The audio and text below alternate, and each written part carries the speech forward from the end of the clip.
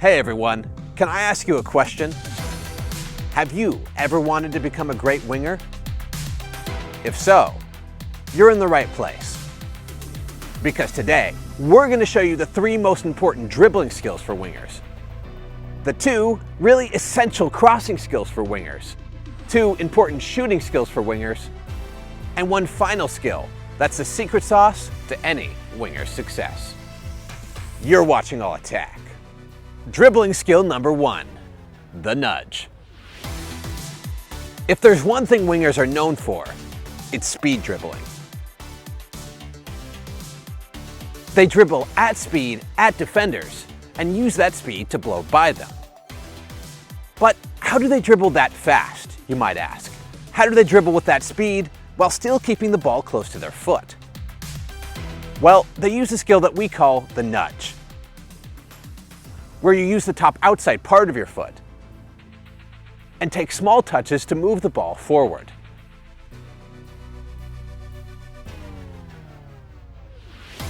And if you master this, this will allow you to run with the ball and still keep it under control and away from defenders.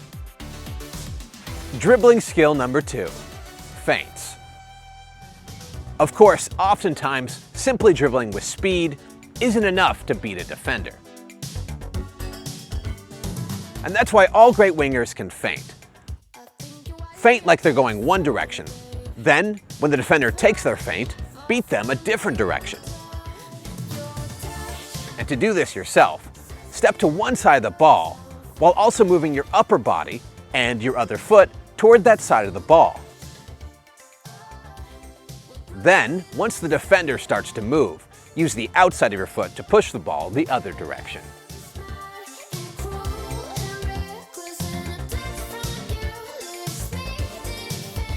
And when combined with speed dribbling, it becomes one of the most deadly skills in world football.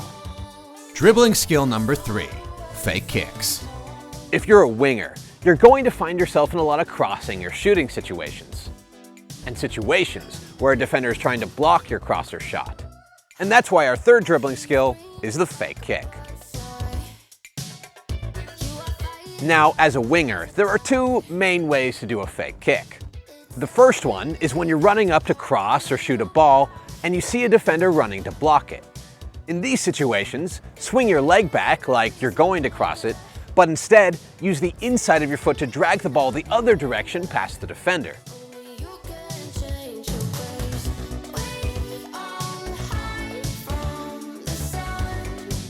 And the second one is when you're cutting inside to shoot and you see a defender reaching to block it.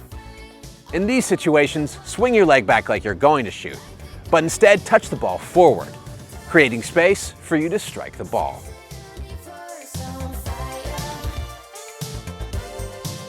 And if you master fake kicks, along with feints and dribbling with speed, then many people will already consider you a good winger. But if you want to be great, then you need what's coming next. Crossing. To be a good winger, you need more than just dribbling. Once you've dribbled, you need to be able to deliver a ball into the middle for a teammate to score. And to do that, you'll usually use 2 main types of crosses. The first is the curved cross, which either curves the ball around or over the top of defenders. To do a curved cross, run up and plant your foot next to the ball. Then, use the area between the inside of your foot and your laces, and strike upward along the side of the ball. Striking lower on the ball to give your cross more height, or higher on the ball to send your cross lower to the ground.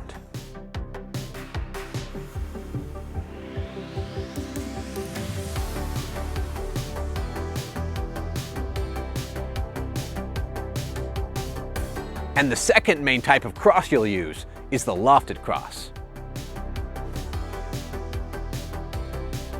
And to do a lofted cross, you'll run up and use the top of your foot to strike the lower part of the ball.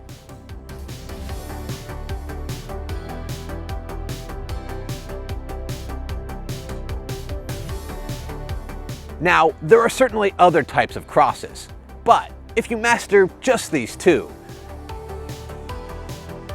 then you'll already be a great crosser of the ball.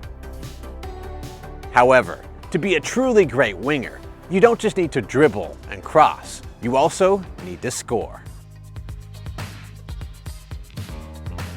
If you're a winger, you're gonna find yourself in situations where you cut inside and find yourself in a good situation to shoot and score. And when this happens, one of the best ways to score is the curve shot. To shoot with curve, run up and plant your foot next to the ball. Then use the area between the side of your foot and your laces and strike along the side of the ball, curving the ball toward the corner of the goal.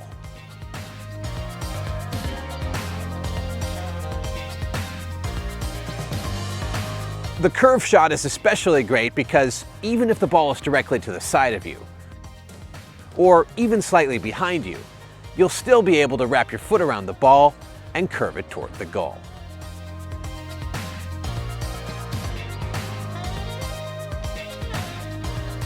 The other most common way to score when you cut inside, or even when you don't, is shooting with power. And to strike a ball with power, run up and plant your foot right next to the ball. Then rotate your foot and use your laces to strike straight through the center of the ball.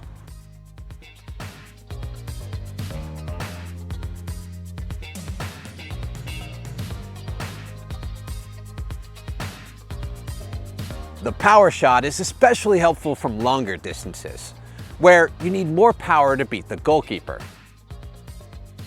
Also, it's good in situations where you're shooting across your body, because it's difficult to curve the ball in these types of situations.